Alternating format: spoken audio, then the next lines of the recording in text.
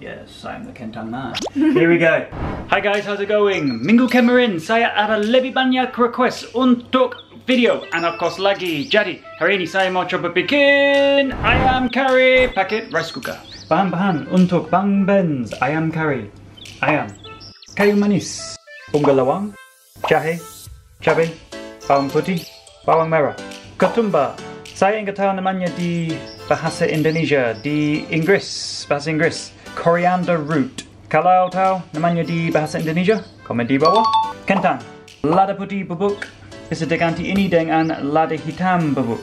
Santan, bubuk kari. Bahan ini sangat penting, jangan lupa. Saus ikan, gula, olive oil, air putih. Resep ini untuk bang benz ayam kari gampang banget. Yang pertama, mau bikin paste-nya, bumbu.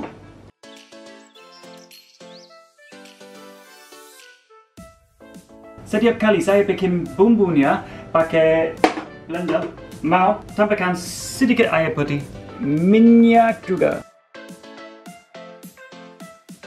Bumbunya sudah jadi dan sekarang saya mau nyalakan rice cooker. Tunggu selama 5 menit aja. Jangan lupa tambahkan sedikit olive oil juga. Tutup dan nyalakan. Tunggu 5 menit. Kemudian saya mau taruh kayu manis dan bunga lawang di rice cooker sama bumbu.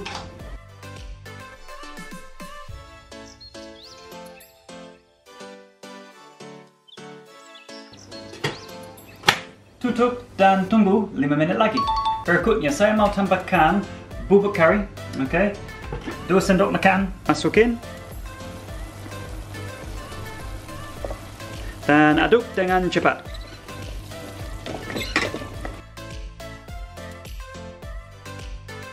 Tambahkan ayamnya juga di atas bumbu.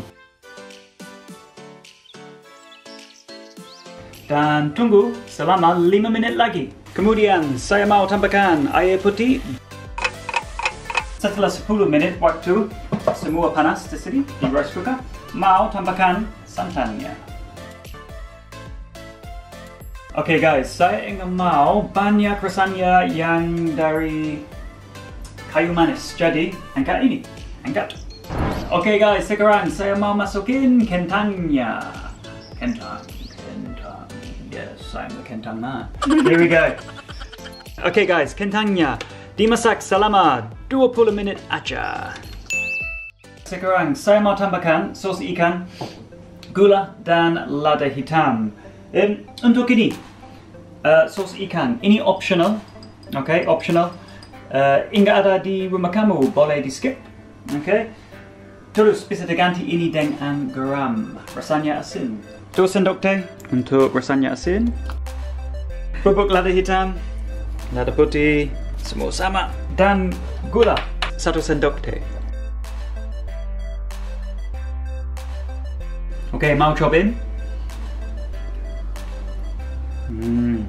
Oh, it's awesome. Oke, santan. Ada banyak rasanya. Santan, sedikit pedas juga.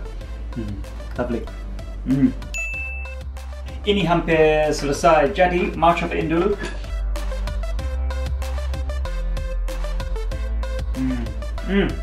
Enak, tapi saya mau rasanya asin lagi. 1 sendok teh, saus ikan lagi. Mau tambahkan daun ketumbar. Potong ini kecil aja.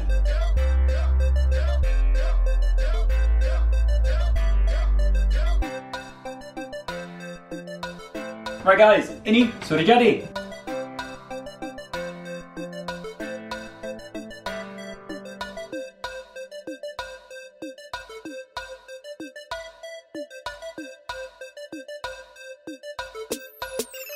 Okay guys, ini sudah selesai dan mau cobain. Right, here we go. So, it does take quite a long time to cook, probably 2 hours preparation time, but it's really tasty. It's one of my favorite dishes, okay?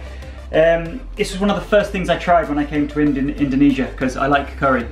In England we have lots of curry, okay? Right, here we go. So I've got some potato, kentang, some ayam. Let's get some of this daun ketumbar. I love daun ketumbar. Okay, let's have a go. Oh, smells good.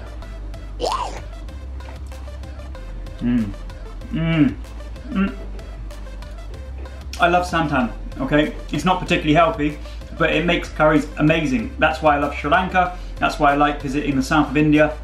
Love Thailand. And hey, Sumatran food also has lots of santan in it. So I'm all for the coconut milk. All right, it's all right if you eat it every now and then, guys. No worries. Okay. A bit more of this as well. I'm going to try. Look at that. Mmm. Oh man, this is so good. Mmm. Oh god. See, I really enjoy curries. It's my favourite thing. Use Daun ketumbar. It's an underused herb in Indonesia. I don't know why, because it complements your curries so well. One more time. Mmm. Oh, love it. Awesome. Right guys, so thanks ever so much for watching my video. If you have any advice that you want me to give, please comment below. Like, subscribe, don't forget to do that, that'd be fantastic guys. And I will see you next time on my next video. Might be a dessert, might be a main meal, I don't know. You decide. See you later. Bye.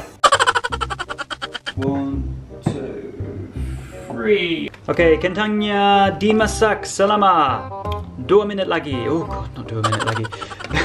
Anya. What am I making first? Mau bikin dulu. I'll start that again. Pakai. Forgot. Blender. Setiap kali saya bikin saya mau taruh ke kayu manis. Sekarang mau masukin kentangnya.